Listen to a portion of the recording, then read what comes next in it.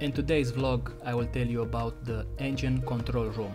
This is where I am now, and I will describe to you what is it, what it does for the ship, what is its meaning, what is its importance, and how to handle yourself as an electrician. Currently I am on board a bulk carrier ship of 50,000 deadweight. So stay tuned, pay attention, and I hope this information will be useful for you if you are coming on board anytime soon. If not, maybe you are just curious.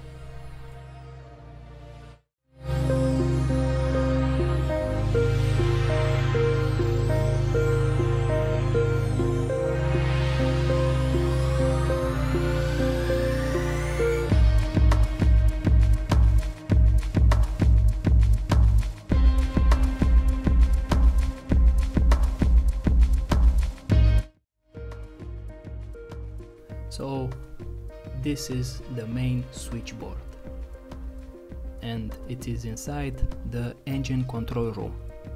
If you are coming on board anytime soon and you will be part of the engine crew, this will be your main area of work. If you are either an engineer, a wiper, a fitter, you will have responsibilities inside this room. The main switchboard area is inside the engine control room, and the engine control room is the most important part of any vessel. This is the heart of the vessel. From here you are controlling everything on board the vessel. If you are either talking about the main engine, the diesel generators, the emergency generator, the pumps, the radars, everything is supplied with electric power from the main switchboard. The main switchboard has a 220 AC feed panel and a 440 AC panel. Actually, there are two groups of each. As an electrician, I have the main responsibility of keeping this in good working condition. I have to take care of every panel on board the vessel besides the main switchboard, but like I was saying before, from here you get the main supply for everything on board the vessel. I tried to give you a wide view of the engine control room, but actually it's even bigger than what you are seeing in this footage, because on the left of your screen there is another part of the engine control room, and that area I will show you in part 2 of this video. In the left side of your screen you will see the 220 panel AC feed panel and the aircon unit of this ECR. Because inside the engine room the temperatures can get to 45, 48, even 50 degrees Celsius, and the main switchboard has to be in a cooler area, because all this electronical equipment, after a while, if it is staying in a very hot place, it will malfunction. It will not work properly after a while. So that is why we have a AC unit, an aircon inside the ECR, inside this room that I am currently, and the temperatures usually between 22-24 degrees Celsius in this room. But like I said before, I will show you that in the second part of this vlog. In this vlog I wanna tell you about the main switchboard. I am currently on board a bulk carrier ship of 50,000 deadweight with 4 cranes. So on this main switchboard, of course, you have the power supply for the cranes as well.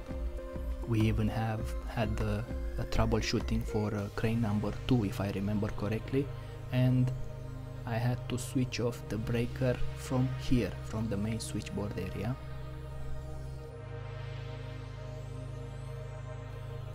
This ship is already 13 years old. It was built in 2010, and the moment that I am making this vlog is 2023. But even though it's a little bit old, the ship can still do a proper job. We do not have a lot of maintenance to do, but of course there is always something to do when you are on board a vessel. For those who have been working at sea, they already know what I'm talking about, and for those that have never been at sea, I will tell you that there is no free day when you are on board. There is no vacation. When you are on board a vessel, we work from Monday to Monday. Actually, the seafarers with plenty experience at sea have a saying, every day is Monday when you are on board. So mostly depends on the chief engineer if he wants to give, for example, on a Sunday half day off, but most of the time we work all the time. You have cargo operation, you have maintenance to do, so we work 4, 5, 9 months on board, and then when we come home we have a very long vacation, longer than other people. I doubt there are people who have vacation like we do, 3, 4 months vacation. Anyway, I'm showing you now the main switchboard. Like I was saying, this ship is already 13 years old, but even so, it is Korean built and the quality is very high. It's not like the Chinese ship. After 2-3 years there is a lot of headache and a lot of maintenance. On the Korean ships and Japanese ships, from my experience, you have a good life, and the troubleshooting that you have to do, it's convenient and it can be handled. I don't know if you are seeing right now on the left side, those are the panels for the pumps, but like ballast pump, fire pump, and those are inside the panel. There is the electrical part, of course, with contactors, fuses and like that, and the power supply, and the command to start that respective pump is by a controller. This type of controllers are sealed, so if there is any troubleshooting to do from my part, besides the fact that I have to change the controller, there is nothing else for me to do. Like I said, they are sealed and you cannot do any maintenance on them. You just have to send them to the maker and they send you a new one. So sometimes it's easy, sometimes it's not so easy. For example, if you do not have any spare controllers on board, then you have a lot of headache, because you have to take another controller of the same type, even though when you are looking now, if you do not have experience with this, all controllers look the same. The controllers are those small black boxes that you see on the panel there. Even though they look the same, they are not the same, they are different type. So if you have any troubleshooting to do and you do not have a spare controller in your workshop, you have to take another controller from another pump. We had this trouble on this vessel. I had a problem with one of the controllers for one of the ballast pumps, and even though one ballast pump is 2000 metric cubics per hour, the chief officer requested to use 2 ballast pumps. So I had to remove one controller from one of the engine fans, because the ship was in port. Most of the equipment was stopped, like the main generators, there is only one generator working and other pumps were stopped already, so there was not so high temperature in the engine room. So the chief engineer said, okay, we can take a controller from one of the fans, we can stop it and put it to the ballast pump, because the ballast pump, as you can imagine, is more important than a fan. Of course, when you are at sea, the fan in engine room are very, very important. Like I told you before, the temperatures inside the engine room can get up to 50 degrees Celsius depending on the area where you are sailing. If you are near Saudi Arabia or Dubai, Oman, it will be more than 50 degrees Celsius most of the time, and as you can imagine, it's a very difficult life working in engine room. But hey, we signed the contract, nobody stuck a gun to our head, and we came here willingly. We came here for a better life for ourselves and for our family. If you are coming on board anytime soon as an electrical engineer, an electrical officer, you will have the responsibility with everything that is electrical on board the vessel.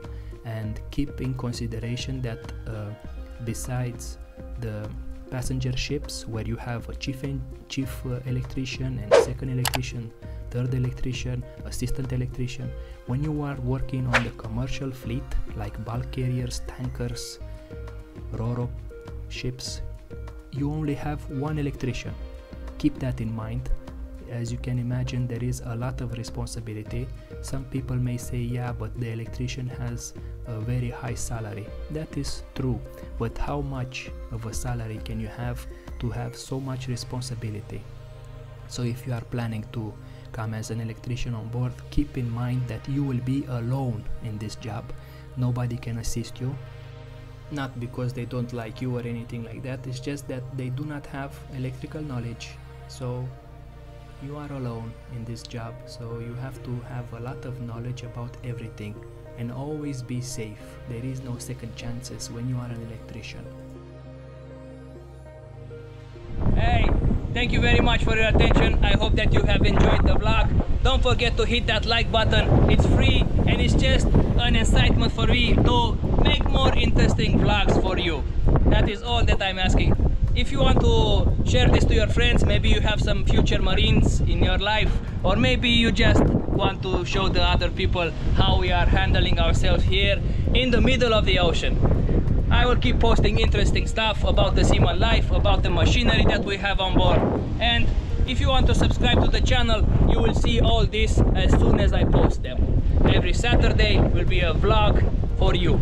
Thank you very much for your attention, and I hope to see you next time on my channel. Have a wonderful day. Goodbye.